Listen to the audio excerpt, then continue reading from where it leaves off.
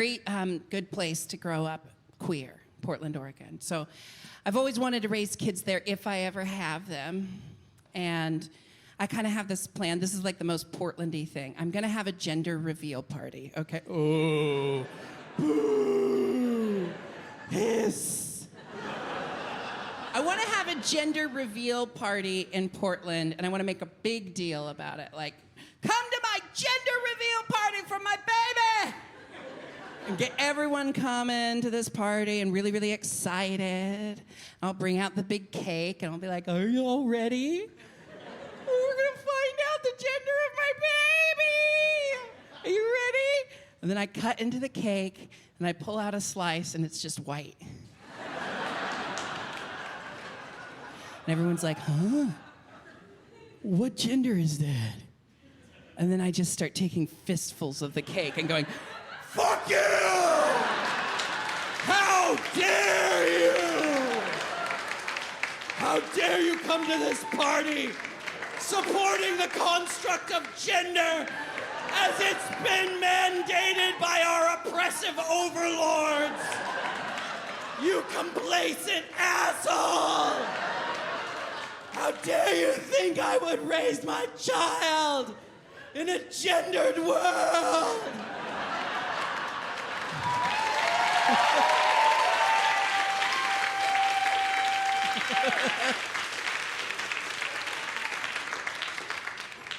But the cake.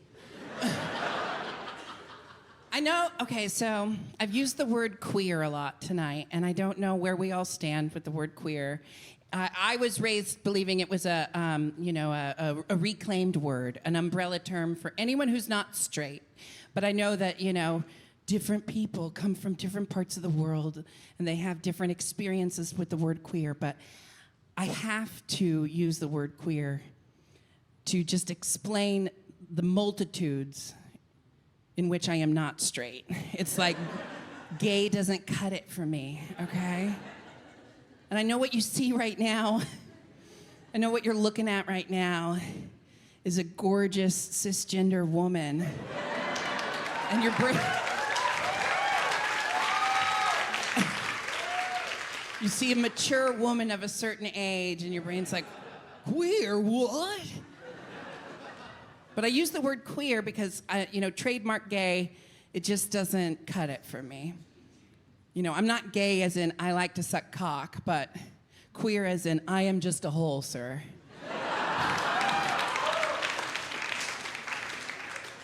Not gay as in like brunch with the girls, but queer as in feed me, Seymour. Feed me now. I'm not gay as in like, I'm gonna do drag on Halloween, but queer as in I am Christine Baranski.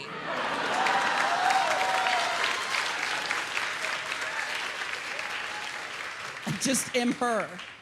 I'm not gay as in yas,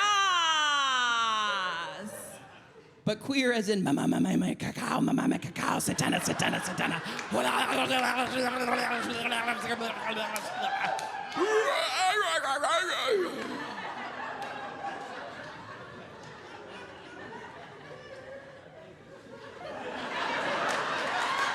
Very queer. Representation in the media is so important. I think, gay people and queer people alike, we only recently started having like really good representation in the media. And for so long, we had to find representation in things that weren't actually meant to be queer representation, but we saw it. We saw it. Like those Trademark Gays, they saw themselves in Peter Pan. The eternal twink wearing leggings. Hanging out in the woods with the Lost Boys, Queer people, we saw ourselves in movies like Addams Family Values, right? It was Pavlovian. Like lipstick lesbians saw themselves in Morticia Addams. Suburban Hot Topic shoppers saw themselves in Wednesday. Fisting enthusiasts saw themselves in Thing.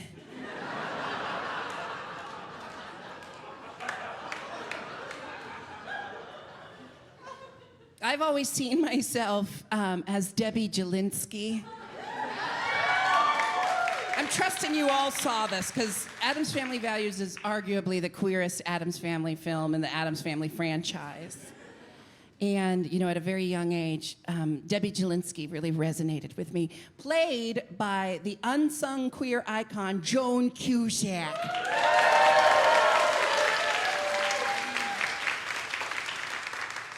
I resonate with this character so much that I even wrote a song about it, and I'm gonna sing that song for you now. Hit it! I don't want to hurt anybody. I don't enjoy hurting anybody. I don't like guns or bombs or electric chairs. But sometimes people just won't listen. And so I have to use persuasion and slides.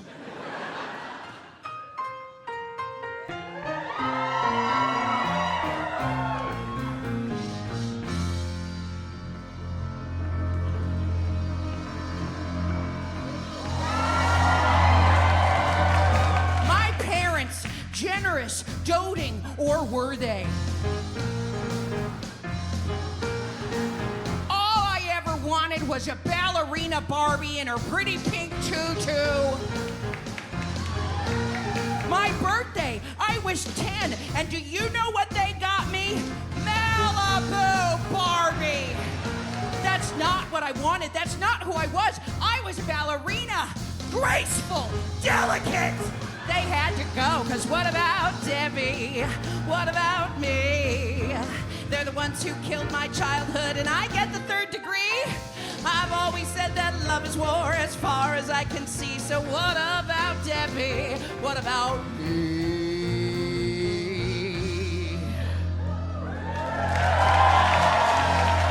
My first husband, the heart surgeon, all day long. Coronaries, transplants.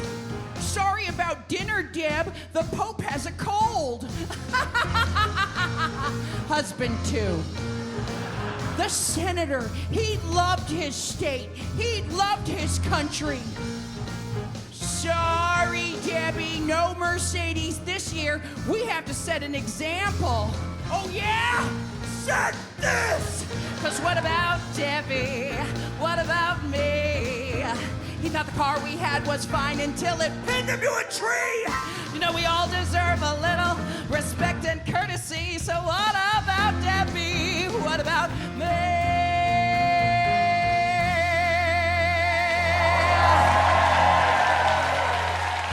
You took me in. You accepted me. But did any of you love me?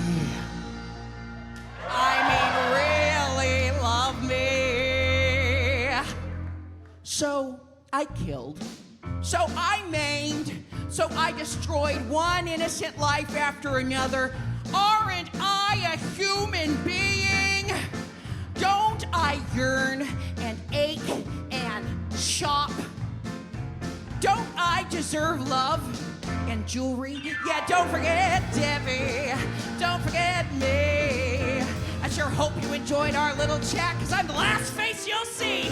And when you're burning with the rest of them, your final thoughts will be, what about Debbie? What about me?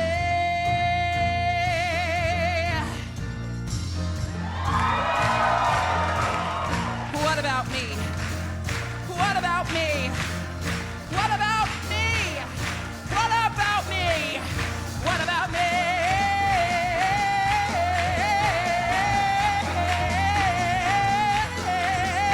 What about me?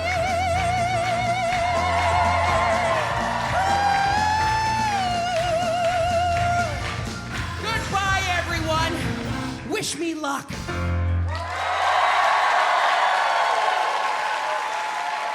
Thank you.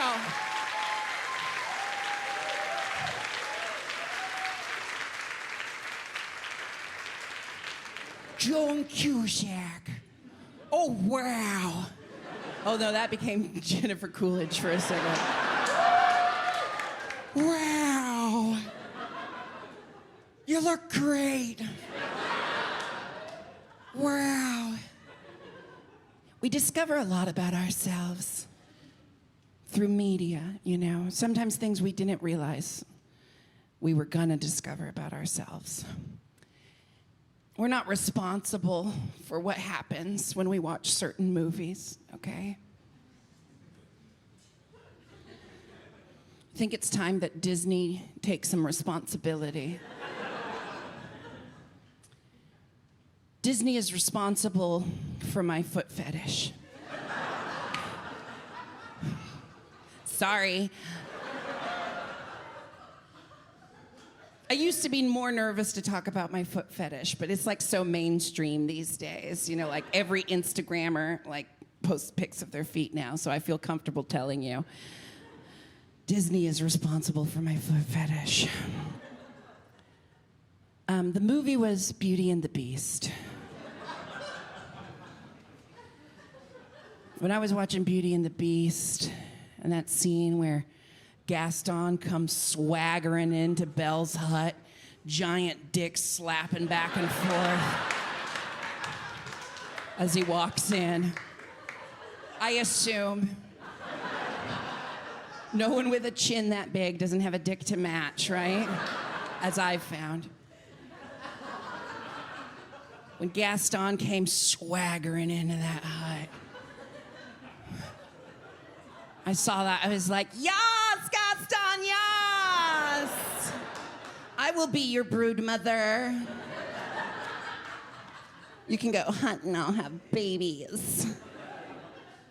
But more disturbingly, when he pushed off those big muddy boots, slammed his feet up on the table, and there was that one big toe sticking out of that sock. Oh, don't pretend like you don't remember the toe. Don't act like that toe isn't burned into your memories for all time. You know the toe. When I saw that one big toe sticking out of that sock, it was like, something has changed within me. Something is not the same. Disney is responsible for my foot fetish. And I'm pretty sure they're responsible for furries too. But I'm not, that's all I'm gonna say about that. I'm not gonna poke that bear.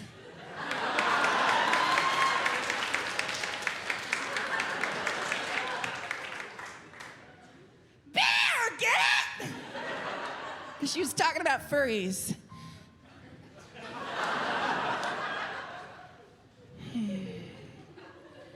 So I've known I was queer for a very long time. I've known I was gender queer for a very long time. I came out as non-binary in my early 20s, and I just get progressively femmer and femmer every year. And I gotta say, there's one place, it's rough. It's rough to be non-binary at airports. It fucking sucks. Airports are the most gender-phobic place you will ever experience. Every single airport, terrible. Airports are hellmouths. When you go through TSA, the security checkpoint, as a gender non-binary, genderqueer, like nondescript person, when you look like me out of drag, do you know what I look like out of drag? You know, just like a androgynous, shapeless sack of pizza dough.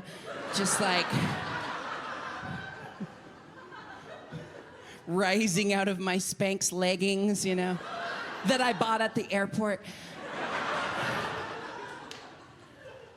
When you go through TSA as a genderqueer person, they like flip a coin and you get in that machine and they gender you and then they freak out when they got it wrong. They're like mad at you that they